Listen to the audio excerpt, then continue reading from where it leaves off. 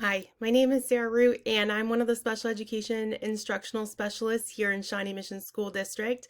And today I have a Skyward trick for you for how to get rid of those pesky extra service grid lines without deleting any of your services. Um, I am using today a student that's John Doe, so it's not a real student. Don't worry, we're not sharing any personal information.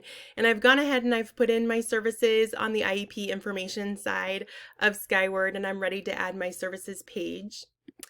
So when I add it, and I know a whole bunch of you just panicked because you're probably an elementary school teacher or a middle school teacher even. Um, this is a high school IEP, so there's a lot more services here. But you just scroll down to where it ends, and you just put your cursor here in that last empty row. And then I go back down, the one below it, and I'm going to go back up. And then I go table, delete to last row. This has never failed me. I know some of you have done try to get rid of lines and it's deleted some of your services. That has never happened to me since I started using this trick.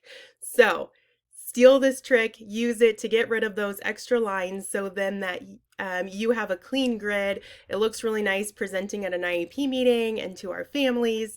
So yeah, please let me know if you have any questions or reach out to your instructional specialist. We're happy to help. Hope you have a great one. Thanks. Bye.